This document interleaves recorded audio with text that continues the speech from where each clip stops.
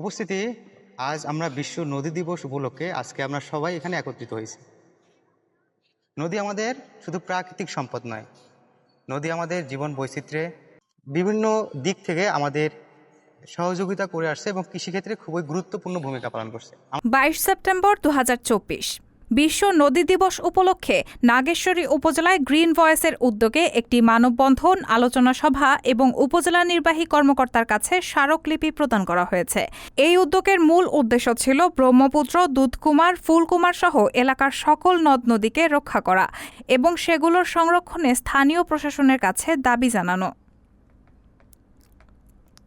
Green voice Nageshwari উপজেলা শাখার সভাপতি মোহাম্মদ ইসমাইল হোসেন ছোটনের নেতৃত্বে এই কর্মসূচি পালিত হয়।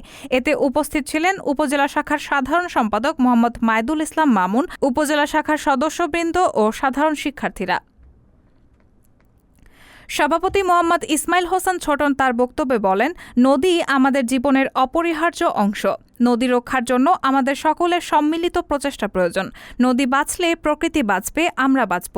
তাই আজকের এই দিনে আমরা নদী রক্ষার শপথ নেই। অসাধু চক্রের কারণে নদীগুলো ভরাট হয়ে যাচ্ছে।